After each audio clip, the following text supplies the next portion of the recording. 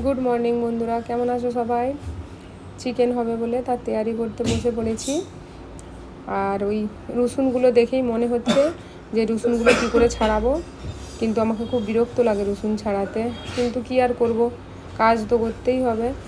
ওই জন্য ভাবছি আজকে একটু টাইমও আছে, রসুনগুলো একটু বেশি করে ছাড়িয়ে রেখে দেবো, তাকে 1-2 দিন হয়ে যায়। আবার একদমও বেশি নয়, ওর আবার টেস্টটাও চলে যাবে ছাড়িয়ে রেখে দিলে। আর ওই জন্য আমি ভাবছি দেখি কতগুলো কি ছাড়ানো যায়। এইখানে এসে যে বসিয়েও দিয়েছি, সব কিছু তৈরি করে নিয়ে চিকেনটা কষতেও বসিয়ে দিয়েছি, আলুগুলো যে ভেজে তুলে রেখেছি, আর ভাতটাও বসিয়ে দিয়েছি, তাহলে দুটোই একসাথে হয়ে যাবে। এবার কষিয়ে তারপরে ভাবলাম একটু খিদে পেয়ে গেছে, একটু মুড়ি খেয়ে নিই। তারপরে ঘরে আবার নাড়ু আছে, মানে তো মুড়ি খাওয়ার এটাই আলাদা। ওই জন্য ভাবছি, ছেলেকেও বলছি যে তুই নাড়ু দিয়ে মুড়ি খাবি। ও বলছে নাড়ু দিয়ে মুড়ি কে খায়? আমি বলি আমরা খাই, আসলে গ্রামে আমরা খেতাম তো, অভ্যাস আছে। মিষ্টি দিয়ে পরোটা খেতেও ভালো লাগে, যেমন মিষ্টি কোনো জিনিস দিয়ে যেমন নাড়ু দিয়ে মুড়ি খেতেও ভালো লাগে।